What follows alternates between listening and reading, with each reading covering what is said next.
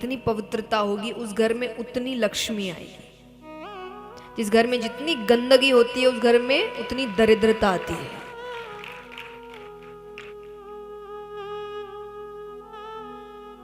चौथा लक्षण है तपश्चर्या। अब चलिए, बाहर से तो सब चमकते हैं, बाहर से बड़े साफ सुथरे हैं, अंदर से मन उतना ही गंदा, वाणी उतनी ही खराब, विचार उतने ही गंदे।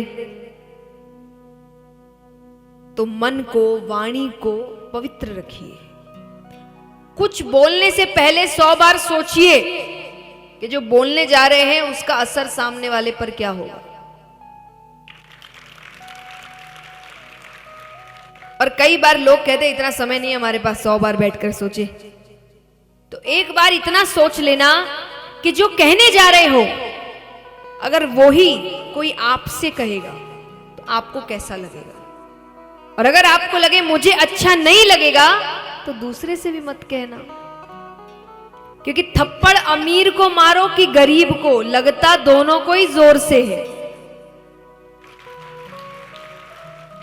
ऐसा नहीं है एक को जोर से लगता है और एक को तो आदत है, उनको भी जोर से ही लगता है। तो अगर कोई बात आपको अच्छी नहीं लगेगी तो किसी और को भी अच्छी नहीं लगेगी। और याद रखना, दुआएं बद्दुआएं क्या है, कैसे काम करती है। हम कहते हैं ना दुआ देते हैं लोगों को, तो ये काम कैसे करती है। दुआएं क्या है, जब आपने किसी की सहायता करी, उसने आपको मन से दुआएं दी, और देखिए वो दुआएं तुरंत काम नहीं करती। तो ये सब कब होता है, अब दुआ किसी ने आपको अच्छे से दी। अब मान लीजिए आप पर कोई संकट आया, यहाँ पर कितने लोग होंगे जिन पर ऐसा कोई संकट आया होगा, चाहे एक्सीडेंट इत्यादि होता है कि बाल बाल बचते हैं। लोग कहते हैं ना बाल बाल बच गए, अरे आज तो कुछ भी हो सकता था, क्यों नहीं हुआ, वो दुआ आड़े आई है आपके। ऐसे समय पर वो दुआएं काम आती है। बद्दुआ भी ऐसे ही काम करती है। बद्दुआ भी कि आपने किसी का बहुत दिल दुखाया, उसने आपको बद्दुआएं दी कि वो खुद कुछ शायद नहीं कर सकता था। जब व्यक्ति लड़ नहीं सकता ना तो वो बद्दुआएं देता है कि मैं तो कुछ नहीं कर सका पर समय करेगा। तो मान लीजिए अब आपने कोई काम के पीछे आप मेहनत कर रहे हैं, बड़ा बस वो काम सफल होने वाला है, सब सही चल रहा है, अचानक से कोई दिक्कत आती है और पूरा काम पर पानी फिर जाता है और आपको लगता है क्या हो गया, सब तो ठीक चल रहा था अभी तक। वो किसी की बद्दुआ आड़े आई है कि आपने किसी का बहुत दिल दुखाया था कभी। तो इसीलिए सोच समझ कर बात करिए। जैसा मैंने कहा वहां हिसाब पक्का होता है। एक कहानी सुनाती हूं, बहुत सुंदर है। एक बार एक कंपनी का बॉस था, उसका कहीं झगड़ा हुआ होगा तो उसका मूड बहुत खराब है, उसको बहुत गुस्सा आ रहा है। तो उसी गुस्से के बीच एक कर्मचारी आया, कोई फाइल लेकर आया। फाइल में गलती थी, नाम की गलती, मतलब ऐसी गलती की होता है ना कि पेंसिल जल के बस अगर मिटा भी दिया गलती ठीक हो गई, ऐसी गलती जिस पर गुस्सा करने वाली कोई बात। उसको बस मौका मिल गया, उसने उसी वक्त उसको एक थप्पड़ लगा दिया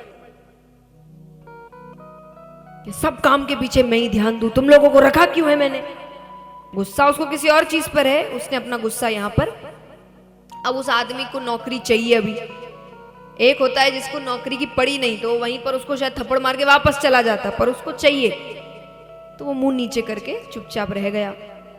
पर गुस्सा तो उसको भी आ रहा है, बॉस पर उतार नहीं सकता, तो वो घर आता है। घर आया, पत्नी ने खाना परोसा, बिना किसी बात के, नमक नहीं है ये नहीं, उसने पत्नी पर खूब चिल्लाया, खूब भला बुरा। शांत हो गया उसका गुस्सा। अब गुस्सा किसको आ रहा है, पत्नी को। सब अपने अपने गुस्से उतारेंगे, लेकिन बस कौन किस पे उतार सकता है वो देखिए। अब पत्नी को आ रहा है, अब पति पे नहीं उतार सकती। उसका बड़ा बेटा सामने से जा रहा था, उसने उसको थप्पड़ लगा दिया। अब गुस्सा किसको आ रहा है, मां पे नहीं उतार सकता, नीचे छोटा भाई खेल रहा है, बस उसने उसको थप्पड़ लगा दिया। क्या दिन भर खिलौने बिखार के रखता है, पूरा घर गंदा करके रखता है। अब गुस्सा किसको आ रहा है? उससे छोटा कोई है नहीं घर में। तो घर से बाहर निकलता है गुस्से में, सामने कुत्ता दिखता है, उसने कुत्ते को ही लात मारी। कुत्ता डर गया, जोर से चोट लगी, वो तेज डर के मारे भागा। भागते भागते वो एक आदमी से टकराता है। अब वो डरा हुआ है ना, एक ने मारा दूसरा ना मार दे, तो वो आदमी से टकराया, उसने तुरंत उस आदमी को काट लिया। वो आदमी कौन था?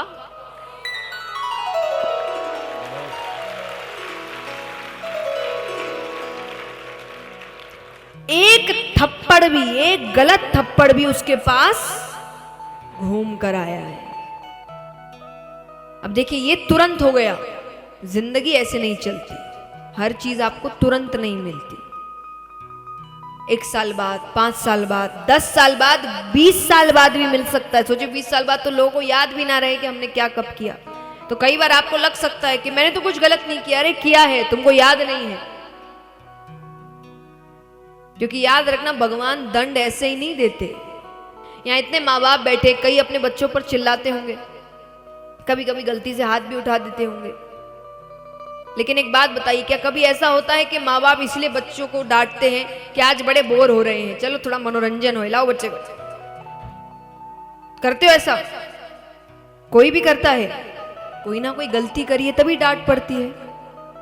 तो भगवान भी ऐसा थोड़ी कि बैठे बैठे बोर हो रहे हैं, क्या करें, चलो दुख ही बांटते हैं। आपने गलती करी होगी, उसी का दंड मिल रहा है। तो इसीलिए इसी बात से 5वां लक्षण आता है